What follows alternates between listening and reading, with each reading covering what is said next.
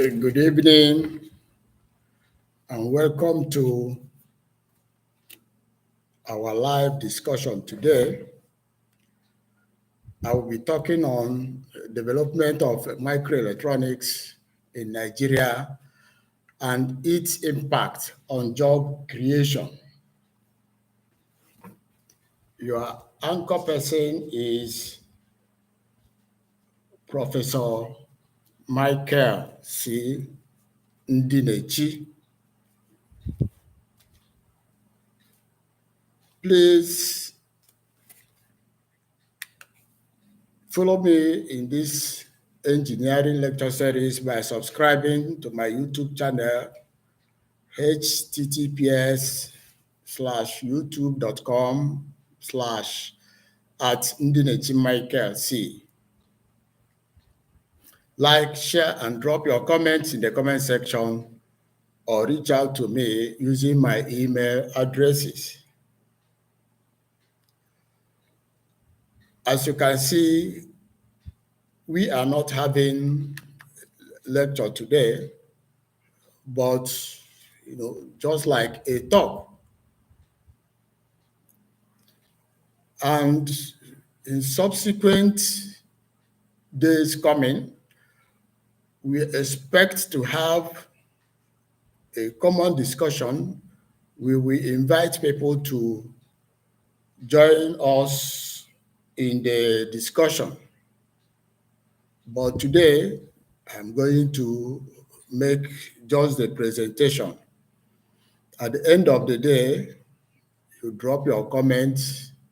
Based on the comments, I will now organize a roundtable discussion. So let's start by saying that there are lots of job opportunities in the digital economy era.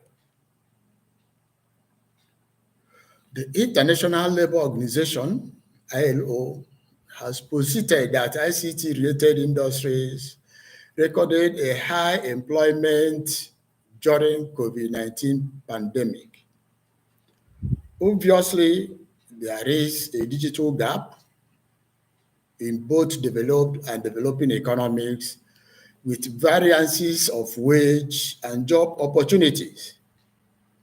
The digital economy era is driven by emerging and disruptive technologies and jobs in the following sectors: big data analytics, Internet of Things, artificial intelligence, machine learning, coding with relevant tools, app development, 3D printing, cloud computing, blockchain technologies, cybersecurity, fintech companies, embedded systems, which we may call microelectronics, printed circuit board designs, microprocessor programming, and so on and so forth. But if you look at our listing, you see that the Internet of Things, embedded systems, microelectronics, and printed circuit board designs are the three main things that have to do with hardware. The other ones involve software development, but these three, Internet of Things, embedded systems, microelectronics, and printed circuit boards, you have to really design a hardware to be able to achieve them. And all the other ones, we have to rely on them to perform at optimum level. So we say, therefore, that digital economy is an enabler for national growth. The emergence of digital economy has greatly impacted positively on any country with economic and social life. Digital technologies now drive the ability to secure jobs, create businesses, and innovate existing ones. Ability to grow the economy and compete globally depends on any nation's ability to harness the transformative opportunities embedded in the information and communication technology, otherwise known as the ICT. Nigeria cannot be an exception. So, if we properly harness these opportunities provided by the ICT, Nigeria, with the abundant human resources in our disposal, can increase our GDP by more than 3 points annually and can add millions of new jobs. The utilization of this digital economy to create wealth is not a game of chance. It must come as a result of the ingenuity and inherent entrepreneurial doggedness. In fact, the digital economy to thrive and be sustained, government must work with other stakeholders to create a legal, policy, and diplomatic environment conducive for creativity, competition, and investment. I therefore recommend that government should establish a core set of principles for policy making, which should include: one, open technical standards to allow for interoperability of digital technologies and services, so as to allow digital entrepreneurs to innovate more easily. There must be international engagement, since most of the things we are talking about depend on the internet to perform optimally. And of course, internet is now a global phenomenon. If we put in place a strong protection for intellectual property, balanced with appropriate exceptions and limitation clauses, such as fair use, to encourage investment and content creation in the digital economy, then we'll be a step close to harnessing the opportunities of ICT and digital economy in providing wealth for our people. And finally, we must ensure that there is user satisfaction by ensuring that they have the skills, education, and access necessary to harness the benefits of digital technologies. Then we talk of embedded system as a case study for job creation. When we talk of embedded systems, we are talking of the hardware that enables all the other software, machine learning, app development, microprocessor programming to be able to achieve the required goals.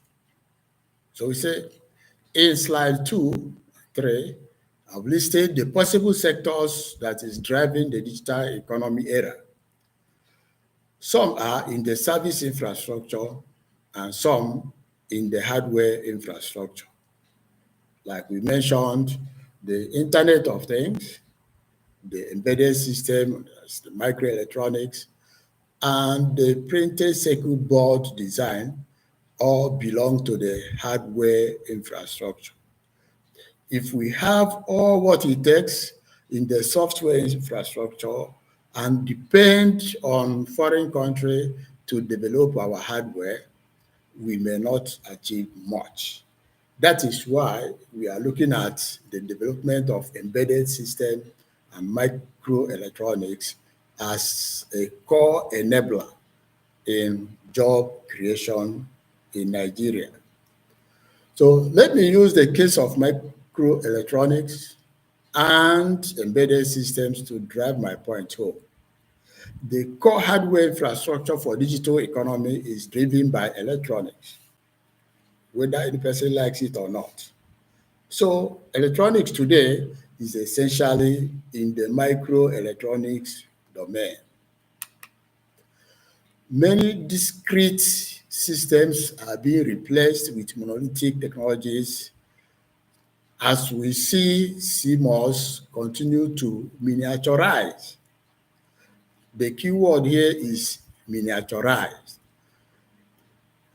Long-term development of electronics in Nigeria will depend on how Nigeria as a country approaches these microelectronics technologies. The key approach will be to identify strategic technologies and solve technological problems, probably in the areas of energy, medicine, telecommunication, and food provision, and to have a strategy whereby some international foundries will fabricate chips for local design. Establishment of a microelectronics and embedded system laboratory, which I term MESL, will provide professional opportunities for engineers, scientists, and students who are interested in the emerging and interdisciplinary areas of neuromorphic microelectromechanical systems, telecommunication circuits and systems, information systems and control, and so on and so forth, to reach their potentials. This laboratory can be implemented as we have experts everywhere, every nook and cranny of the country. Nigeria has an agency known as the Science and Engineering Infrastructure, and also some centers of entrepreneurship and technology creation for Nigeria. So these laboratories can be established in those agencies, and from there reach out to others. So the figure below, which you will soon see, illustrates a typical input, output, and benefits of such a laboratory towards the growth of small and medium-scale enterprises in Nigeria. The input will involve knowledge in the following area: digital signal processing and microprocessor programming, embedded system design with tools like FPGA, field programmable gate arrays, CMOS application-specific ICs, printed circuit board design, synthesis and modeling with very high descriptive languages, and also using MATLAB simulations. If you look at the figure, you see that what we need to impute is to establish what I called microelectronics and embedded system laboratory. In that microelectronics and embedded system laboratories, we will have things like DSP, digital signal processing, and microprocessor programming. We will have embedded system design with FPGA, FGPA. We have application-specific ICs design. When we talk of application-specific, you solve a problem, put it in a chip, must produce the chip, and the chip becomes product in the market. We have synthesis and modeling using VHDL and MATLAB. And finally, you have to assemble them. When you assemble them, you have to do that in a printed circuit board. Then, that is the input. Then, we develop capacity in these 5 areas. If we build capacity, then we'll be able to solve specific problems. And where do we solve those specific problems? In the transport sector, for instance, we'll be able to do good maintenance as modern vehicles continues to automate. They need skilled people to follow the trend to be able to maintain those automatic cars and vehicles. Then we have to develop capacity in energy sector, more especially in the renewable energy sector, the solar system, which is the in thing now. If we do that, the prices will come down and will be affordable to many. And when that is done, it improves productivity. Of course, productivity increases GDP. Then, in the health sector, we can replace eardrums with electric circuits so that the deaf can start hearing. We can also do that for the sight. We can do that for even the heart. So when we develop capacities, we'll be able to tackle all the problems associated with the neuromorphics. And finally, we have to develop capacity for food production. Not just food production, but post-harvest technology, which even gives more money than developing or planting the food itself. When we develop capacity in these areas, then the economic benefits will come. And that economic benefit will be in form of stimulating small and medium enterprises growth. When you do that, you create employment. When you create employment, you reduce poverty. So we quickly say that the output will be the availability of capacity to solve specific problems in transportation sector, energy sector, health sector, such as neuromorphics, food production and preservation. By preservation, we are talking of post-harvest technology. And say that the economic benefit will be stimulation of small and medium-scale enterprises, creation of employment, poverty reduction, and in conclusion, therefore, we say in the world today, advanced active digital skills hold great promise for the future. Internet technologies evolve rapidly with new solutions springing up regularly to meet the needs of the society. To meet with these solutions, new skills are required. The STEM education. When we say STEM education, science, technology, engineering, and mathematics education on one hand, and by acquiring intermediate skills on the other hand. Therefore, the future of the knowledge era, which drives the digital economy, will continue to be impacted by new and innovative technologies like the 5G and futuristic 6G Internet of Things. Embedded technologies and artificial intelligence, among others, will also come to play.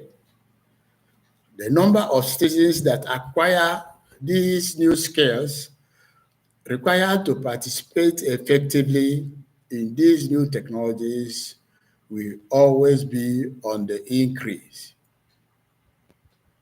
If Nigerians can fill in the openings so created, it will automatically lead to improved living standards and poverty reduction. This will in turn determine a new GDP growth in Nigeria. For job seekers and organizations to remain competitive in the digital economy era and ahead of time, therefore, they must learn to adapt, change, and innovate their services and business models, as well as take full advantages of disruptive innovations and its associated skill sets. The flexibility and agility to do so will enable them adapt their services and create new revenue streams.